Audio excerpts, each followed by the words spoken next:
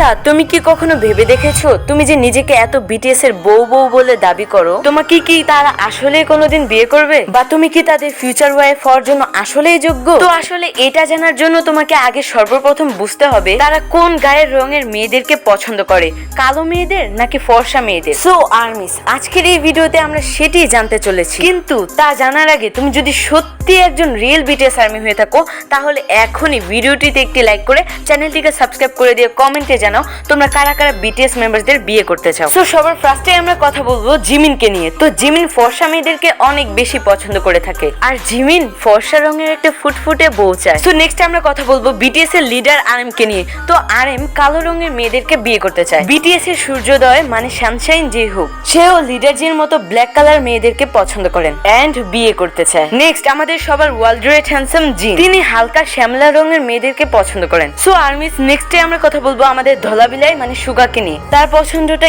একটু ইউনিক, কারণ সুগা এমন মেয়েকে বিয়ে করতে চায় যার স্কিন কালার ব্রাউন। সো এবার যদি প্রশ্ন আসে ভি এবং জুংকুক কেমন স্কিন কালারের মেয়েদের বিয়ে করবে কিংবা পছন্দ করে, তাহলে আমি বলে রাখি তাদের দুজনের কাছে স্কিন কালারটা কোনো ম্যাটারই করে না, মানে ডাজেন্ট ম্যাটার। ভি এবং জুংকুকের বউ হতে গেলে তোমার যে কোনো গায়ের রং থাকলেই হলো। সো এবার কমেন্টে বলো তুমি কতটা হ্যাপি।